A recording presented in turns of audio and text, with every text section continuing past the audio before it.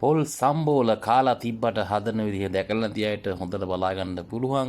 මේක තමයි මිරිස් ගලේ හදලා සුපිරිට හදන සම්බෝලේ. මෙතන අවශ්‍ය දේවල් ඔක්කොම එකතු කරගෙන තියෙනවා. මේ තමයි අපේ අක්කා හදන සම්බෝලේ. ඉතින් මිරිස් කරල් දාලා අඹරනවා.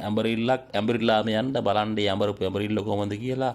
වීඩියෝ එක දිග වුණත් පොඩිවට දාලා තියෙන. ඉතින් ඔයාලා බලාගෙන ඉන්න. පොඩි පොඩි දේවල් දාලා අක්කා ඇඩ් කරලා වෙලා රසට හදලා දෙන සම්බෝලේ. ඉතින් ඒකට දැන් දානවා ඕන්න අවශ්‍ය දේවල්. ලූණු අපහු දානවා, තක්කාලි පොඩ්ඩක් දානවා, ඊට අමතරව උම්මලකට දානවා. ඊට පස්සේ පොල් ටිකකුත් දාලා ඉවරලා අක්කා අඹරන්න තමයි අපව හදන්නේ. ඉතින් ඔන්න අක්කා අඹරනවා. මේකට කියන්නේ මිරිස් ගල කියලා. මිරිස් ගලේ අඹරලා කන සම්බෝලයක් කිව්වොත් ඉතින් සුපිරියක් තමයි. කාපු කට්ටිය රස දන්නවා.